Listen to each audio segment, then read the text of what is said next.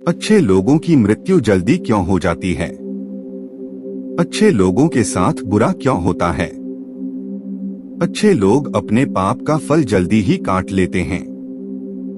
और इस वीडियो के अंत में भगवान श्री कृष्ण के द्वारा एक बताई गई बहुत ही अच्छी कहानी का भी वर्णन किया गया है। मित्रों, यह एक सवाल है कि अच्छे लोगों की मृत्यु जल्दी क्यों हो जाती है। अक्सर यह देखा जाता है कि अच्छे से और धर्म से चलने वाले लोगों की मृत्यु अक्सर जल्दी ही हो जाती है। शास्त्रों में तो बताया गया है कि कलयुग में लोगों की उम्र 30 साल ही रह जाएगी और कलयुग का अंत होते होते आपने यह भी सुना होगा कि भगवान अच्छे लोगों को जल्दी बुला लेते हैं। नमस्कार मित्रों, एक बार फिर स्वागत है आपका हमारे YouTube चैनल की बहुत ही ज्ञानवर्धक वीडियो में। दोस्तों, आप लोगों से एक रिक्वेस्ट है कि यदि आप अभी हमारे YouTube चैनल को सब्सक्राइब नहीं किया है तो चैनल को सब्सक्राइब करके घंटी बटन को प्रेस कर दे, ताकि हमारे चैनल के माध्यम से हर आने वाली वीडियो का नोटिफिकेशन सबसे पहले आप तक पहुँचे। तो दोस्तों, देरी न करते हुए वीडियो को शुरू करते हैं। मित्रों, यह फैसला तो भगवान ही करते हैं कि किसकी उम्र कितनी है। आप यह कहावत भी जरूर सुनेंगे कि जितनी चाबी भरी राम उतनी ही तमाशा करते हैं। दोस्तों, इस कहावत से साफ हो जाता है कि किसकी मृत्यु कब होती है, यह भगवान ही तय करते हैं। वैसे तो अच्छे लोगों की मौत जल्दी हो जाने के पीछे कई कारण होते हैं, लेकिन पहले कारण को समझने के लिए आपको यह जानना होगा कि हम जो कुछ भी इस जन्म में करते हैं उसका जवाब हमें ऊपर यमराज को देना होता है। यदि उसका पाप का पलड़ा भारी होता है तो उसे नर्क में तपस्या काटनी पड़ती है, और यदि पुण्य का पलड़ा भारी हो तो उसे स्वर्ग का सुख मिलता है, और यही चक्र कई युगों तक चलता रहता है, जब तक उसे मोक्ष की प्राप्ति नहीं होगी। इस मृत्युलोक में हर कोई अपने छोटे से कम के लिए आता है। अच्छे लोगों की मृत्यु जल्दी क्यों हो जाती है? कोई आत्मा इंसान बनता है तो कोई जानवर के शरीर में प्रवेश करता है, ये उसके संबंधित कर्मों के आधार पर ही तय होता है। इसके अलावा उनके जन्म देने वाले माता पिता के संस्कार भी उनके अंदर आते हैं। इसके बाद वो जो कर्म करेगा उसके होश से उसे पुण्यात्मा या फिर दुरात्मा कहा जाता है। अब यही पुण्य आपकी मृत्यु की तारीख को भी बदल देते हैं। जिस तरह से एक जज जेल में रहने वाले कैदी के व्यवहार को देखकर उसकी सजा कम कर देता है, ठीक उसी तरह भगवान भी देखते हैं कि इंसान मौत में जाने के बाद अच्छा कर्म कर रहा है और उसे अपने किए की सजा मिली है। और जब उन्हें लगता है कि अब उसे मृत्यु लोक में नहीं रहना चाहिए, तब वह उसे बुला रहे हैं। अच्छे लोग अपने पाप का फल जल्दी ही काट लेते हैं। भगवान के विधान के अनुसार प्रत्येक व्यक्ति को केवल इतना ही दंड दिया जाना चाहिए जितना कि पाप किया जाता है। अब क्योंकि अच्छे लोगों के पाप कर्म बुरे लोगों के पाप कर्मों की तुलना में अधिक होते हैं, इसलिए अच्छे लोग अपने पापों का फल जल्दी ही कम लेते हैं। हिंदू धर्म की मान्यता है कि भगवान हर अच्छे व्यक्ति को किसी न किसी उद्देश्य के साथ मृत्युलोक में मान्यता देते हैं, और भगवान का अपना अवतार लक्ष्यों में शामिल होता है। इसीलिए जब वो उद्देश्य जल्दी हो जाते हैं तब भगवान उन्हें वापस बुला लेते हैं। अच्छे लोगों की मौत उनके अच्छे कर्मों पर ही लगातार करती है। इसके अलावा आपको ये भी बताते हैं कि जो लोग ये कहते हैं कि मरने के बाद इंसान खाली हाथ जाता है, उन्हें जान लेना चाहिए कि 3 चीजें ऐसी हैं जो मरने के बाद भी उनके साथ जाती हैं। एक है विशिष्ट कर्म, दूसरा है स्मृति और तीसरा है जागृत। इसीलिए अब आप किसी से ये मत कहना कि आप खाली हाथ आए थे और खाली हाथ छोड़ देंगे। मानव जीवन का उद्देश्य, इसकी वजह है मनुष्य में सत्य एवं असत्य का विवेकी हमारी बुद्धि का होना। लेकिन इस धरती पर हम दुनियादारी के चक्र में कुछ इस तरह फंस जाते हैं कि हमारी बौद्धिक सीमा में ही सिमट कर रह जाती है। हम सब कुछ अंतर्निहित सुखों को ही मानक सब कुछ मानते हैं। यही गलती हम कर जाते हैं क्योंकि इसके बावजूद कोई भी व्यक्ति यह दावा नहीं करता कि वह पूरी तरह से सुखी है। सच्चाई यह है कि हमें सामान्य मानव जीवन के उद्देश्य का पर्दाफाश करने के लिए निरंतर प्रयास करते रहना चाहिए। यह सच है कि आपके और आपके परिवार के भरण पोषण की जिम्मेदारी हमारी है और हमें इसे हर हाल में निभाना चाहिए। लेकिन क्या आप यह समझ पाते हैं कि आप कितने दिनों तक या कितने सालों तक इस जगत में बने रहते हैं और आपकी मंजिल बन जाती है?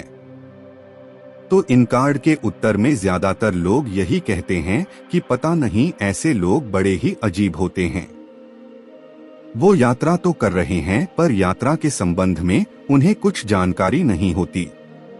क्या आपने कभी एकांत में यह सोचा है कि आपका यह मानव जीवन क्यों मिला है? तो दोस्तों, महाभारत में युधिष्ठिर महाराज के एक प्रश्न के उत्तर में भीष्म पितामह ने कहा था कि किसी से बढ़कर कोई भी जीव नहीं है।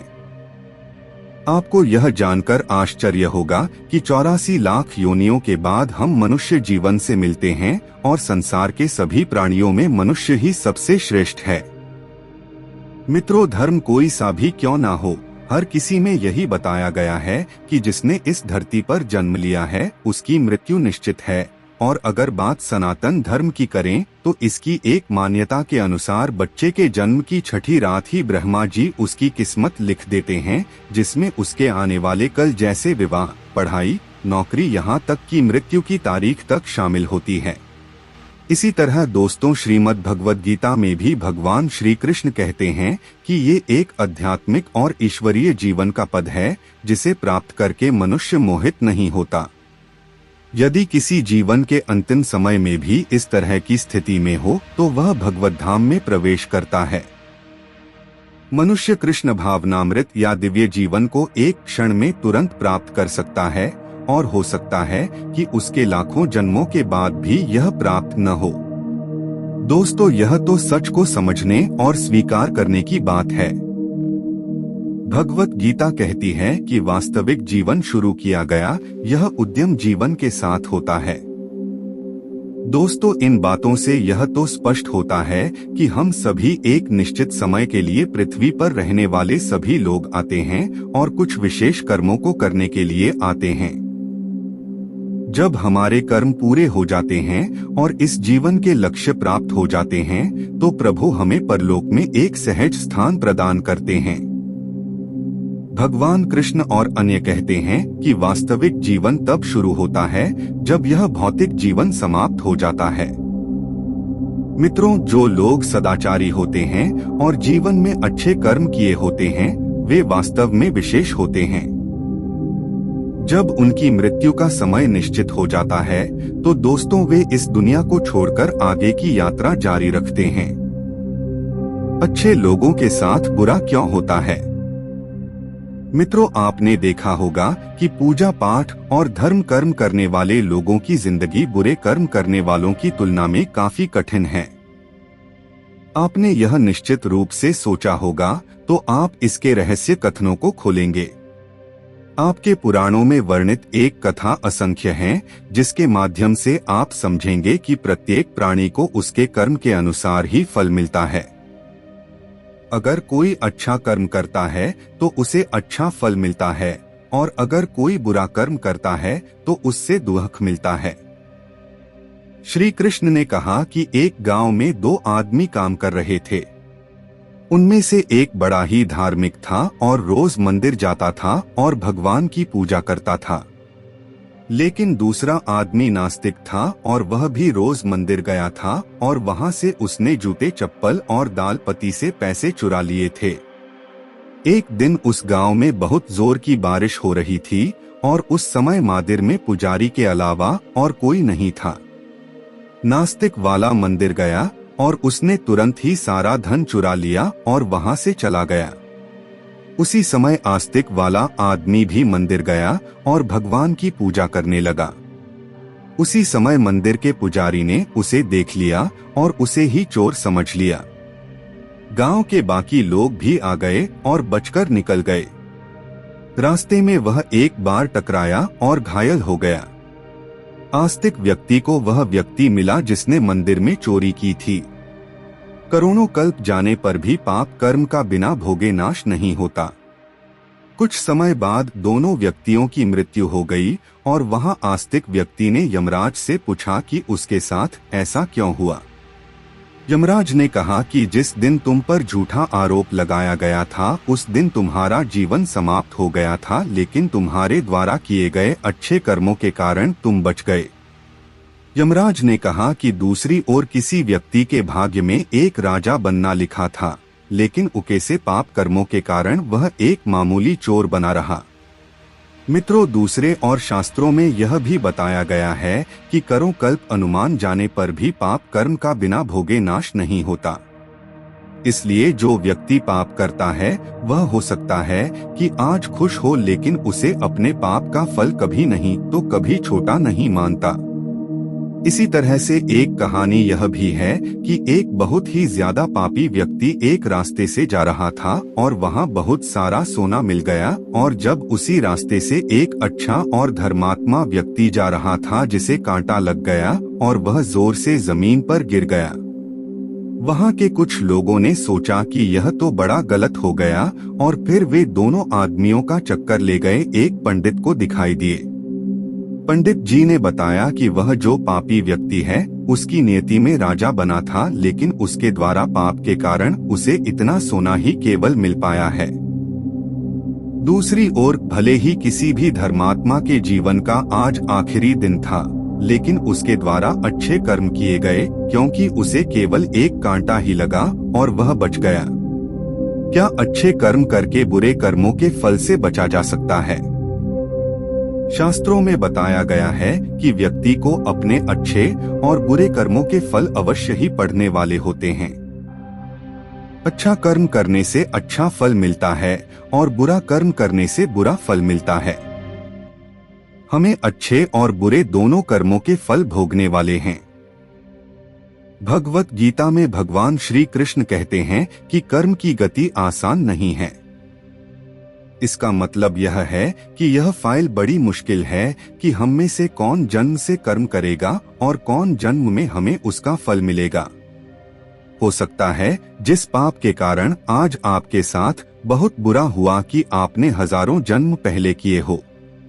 इसके अलावा हो सकता है कि आपने कोई पाप अनजाने में किया हो जिसके बारे में आपको कुछ पता ही न हो। क्या धोखे से सबसे नए पाप कर्म का फल मिलता है? कर्म का सिद्धांत अचूक है। यदि आप कोई गलत कर्म करते हैं तो आपको उसका फल अवश्य मिलता है, चाहे आप उसे जानबूझकर या अनजाने में। शास्त्रों में एक बहुत ही अच्छा उदाहरण देखने को मिलता है, जो यह है कि अगर आप अनजाने में छुए तब भी आपका हाथ तो जलेगा ही। शास्त्रों में ऐसी कई कहानियां इसी तरह से होती हैं कि अनजाने में पाप का फल भी लोगों को मिल जाता है। एक कहानी है पांडवों के पिता महाराज पांडु की, जिन्होंने एक हिरण को तीर मार दिया। वे उस समय नहीं जानते थे कि एक ऋषि ने हिरण का रूप धारण किया था और ऋषि ने उन्हें श्राप दिया था, जिसके कारण आगे चलकर उनकी मृत्यु हो गई। सहस्त्रों के अनुसार क्षत्रिय राजाओं को शिकार करने की छूट है और हिरण को गिराना कोई पाप नहीं था, लेकिन पांडु यह नहीं जानते थे कि हिरण के रूप में वे एक ऋषि हैं, जिनके कारण वे इतने भयंकर श्राप मिले कि उनकी मृत्यु हो गई। दोस्तों, वीडियो के अंत में आप लोगों से रिक्वेस्ट ही है कि अगर आपको यह वीडियो जरा सा भी अच्छा लगा हो तो मेरे चैनल को सब्सक्राइब, वीडियो को एक लाइक करके कमेंट में जय श्री कृष्ण जरूर लिखें। मिलते हैं नए वीडियो के साथ। इसी तरह दोस्तों, श्रीमद् भगवद गीता में भी भगवान श्री कृष्ण कहते हैं कि ये एक आध्यात्मिक और ईश्वरीय जीवन का पद है, जिसे प्राप्त करके मनुष्य मोहित नहीं होता। यदि किसी जीवन के अंतिम समय में भी इस तरह की स्थिति में हो तो वह भगवत धाम में प्रवेश करता है। मनुष्य कृष्ण भावनामृत या दिव्य जीवन को एक क्षण में तुरंत प्राप्त कर सकता है, और हो सकता है कि उसके लाखों जन्मों के बाद भी यह प्राप्त न हो। दोस्तों, यह तो सच को समझने और स्वीकार करने की बात है। भगवत गीता कहती है कि वास्तविक जीवन शुरू किया गया यह उद्यम जीवन के साथ होता है। दोस्तों, इन बातों से यह तो स्पष्ट होता है कि हम सभी एक निश्चित समय के लिए पृथ्वी पर रहने वाले सभी लोग आते हैं और कुछ विशेष कर्मों को करने के लिए आते हैं। जब हमारे कर्म पूरे हो जाते हैं और इस जीवन के लक्ष्य प्राप्त हो जाते हैं, तो प्रभु हमें परलोक में एक सहज स्थान प्रदान करते हैं। भगवान कृष्ण और अन्य कहते हैं कि वास्तविक जीवन तब शुरू होता है जब यह भौतिक जीवन समाप्त हो जाता है। मित्रों, जो लोग सदाचारी होते हैं और जीवन में अच्छे कर्म किए होते हैं, वे वास्तव में विशेष होते हैं। जब उनकी मृत्यु का समय निश्चित हो जाता है, तो दोस्तों वे इस दुनिया को छोड़कर आगे की यात्रा जारी रखते हैं। अच्छे लोगों के साथ बुरा क्यों होता है? मित्रों, आपने देखा होगा कि पूजा पाठ और धर्म कर्म करने वाले लोगों की जिंदगी बुरे कर्म करने वालों की तुलना में काफी कठिन है। आपने यह निश्चित रूप से सोचा होगा, तो आप इसके रहस्य कथनों को खोलेंगे। आपके पुराणों में वर्णित एक कथा असंख्य है, जिसके माध्यम से आप समझेंगे कि प्रत्येक प्राणी को उसके कर्म के अनुसार ही फल मिलता है। अगर कोई अच्छा कर्म करता है तो उसे अच्छा फल मिलता है, और अगर कोई बुरा कर्म करता है तो उससे दुख मिलता है। श्री कृष्ण ने कहा कि एक गांव में दो आदमी काम कर रहे थे। उनमें से एक बड़ा ही धार्मिक था और रोज मंदिर जाता था और भगवान की पूजा करता था, लेकिन दूसरा आदमी नास्तिक था और वह भी रोज मंदिर गया था और वहां से उसने जूते चप्पल और दाल पती से पैसे चुरा लिए थे। एक दिन उस गांव में बहुत जोर की बारिश हो रही थी और उस समय मंदिर में पुजारी के अलावा और कोई नहीं था। नास्तिक वाला मंदिर गया और उसने तुरंत ही सारा धन चुरा लिया और वहां से चला गया। उसी समय आस्तिक वाला आदमी भी मंदिर गया और भगवान की पूजा करने लगा। उसी समय मंदिर के पुजारी ने उसे देख लिया और उसे ही चोर समझ लिया। गांव के बाकी लोग भी आ गए और बचकर निकल गए। रास्ते में वह एक बार टकराया और घायल हो गया। आस्तिक व्यक्ति को वह व्यक्ति मिला जिसने मंदिर में चोरी की थी। करोड़ों कल्प जाने पर भी पाप कर्म का बिना भोगे नाश नहीं होता। कुछ समय बाद दोनों व्यक्तियों की मृत्यु हो गई और वहां आस्तिक व्यक्ति ने यमराज से पूछा कि उसके साथ ऐसा क्यों हुआ। यमराज ने कहा कि जिस दिन तुम पर झूठा आरोप लगाया गया था, उस दिन तुम्हारा जीवन समाप्त हो गया था, लेकिन तुम्हारे द्वारा किए गए अच्छे कर्मों के कारण तुम बच गए। यमराज ने कहा कि दूसरी ओर किसी व्यक्ति के भाग्य में एक राजा बनना लिखा था, लेकिन उकेसे पाप कर्मों के कारण वह एक मामूली चोर बना रहा। मित्रों, दूसरे और शास्त्रों में यह भी बताया गया है कि करों कल्प अनुमान जाने पर भी पाप कर्म का बिना भोगे नाश नहीं होता। इसलिए जो व्यक्ति पाप करता है वह हो सकता है कि आज खुश हो, लेकिन उसे अपने पाप का फल कभी नहीं तो कभी छोटा नहीं मानता। इसी तरह से एक कहानी यह भी है कि एक बहुत ही ज्यादा पापी व्यक्ति एक रास्ते से जा रहा था और वहां बहुत सारा सोना मिल गया, और जब उसी रास्ते से एक अच्छा और धर्मात्मा व्यक्ति जा रहा था जिसे कांटा लग गया और वह जोर से जमीन पर गिर गया। वहां के कुछ लोगों ने सोचा कि यह तो बड़ा गलत हो गया, और फिर वे दोनों आदमियों का चक्कर ले गए एक पंडित को दिखाई दिए। पंडित जी ने बताया कि वह जो पापी व्यक्ति है उसकी नियति में राजा बना था, लेकिन उसके द्वारा पाप के कारण उसे इतना सोना ही केवल मिल पाया है। दूसरी ओर भले ही किसी भी धर्मात्मा के जीवन का आज आखिरी दिन था, लेकिन उसके द्वारा अच्छे कर्म किए गए, क्योंकि उसे केवल एक कांटा ही लगा और वह बच गया। क्या अच्छे कर्म करके बुरे कर्मों के फल से बचा जा सकता है? शास्त्रों में बताया गया है कि व्यक्ति को अपने अच्छे और बुरे कर्मों के फल अवश्य ही पड़ने वाले होते हैं। अच्छा कर्म करने से अच्छा फल मिलता है और बुरा कर्म करने से बुरा फल मिलता है। हमें अच्छे और बुरे दोनों कर्मों के फल भोगने वाले हैं। भगवत गीता में भगवान श्री कृष्ण कहते हैं कि कर्म की गति आसान नहीं है।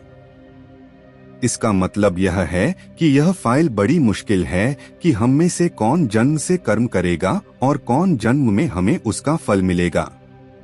हो सकता है जिस पाप के कारण आज आपके साथ बहुत बुरा हुआ कि आपने हजारों जन्म पहले किए हो। इसके अलावा हो सकता है कि आपने कोई पाप अनजाने में किया हो जिसके बारे में आपको कुछ पता ही न हो। क्या धोखे से सबसे नए पाप कर्म का फल मिलता है? कर्म का सिद्धांत अचूक है। यदि आप कोई गलत कर्म करते हैं तो आपको उसका फल अवश्य मिलता है, चाहे आप उसे जानबूझकर या अनजाने में। शास्त्रों में एक बहुत ही अच्छा उदाहरण देखने को मिलता है, जो यह है कि अगर आप अनजाने में छुए तब भी आपका हाथ तो जलेगा ही। शास्त्रों में ऐसी कई कहानियां इसी तरह से होती हैं कि अनजाने में पाप का फल भी लोगों को मिल जाता है। एक कहानी है पांडवों के पिता महाराज पांडु की, जिन्होंने एक हिरण को तीर मार दिया। वे उस समय नहीं जानते थे कि एक ऋषि ने हिरण का रूप धारण किया था और ऋषि ने उन्हें श्राप दिया था, जिसके कारण आगे चलकर उनकी मृत्यु हो गई। सहस्त्रों के अनुसार क्षत्रिय राजाओं को शिकार करने की छूट है और हिरण को गिराना कोई पाप नहीं था, लेकिन पांडु यह नहीं जानते थे कि हिरण के रूप में वे एक ऋषि हैं, जिनके कारण वे इतने भयंकर श्राप मिले कि उनकी मृत्यु हो गई। दोस्तों, वीडियो के अंत में आप लोगों से रिक्वेस्ट ही है कि अगर आपको यह वीडियो जरा सा भी अच्छा लगा हो तो मेरे चैनल को सब्सक्राइब, वीडियो को एक लाइक करके कमेंट में जय श्री कृष्ण जरूर लिखें। मिलते हैं नए वीडियो के साथ।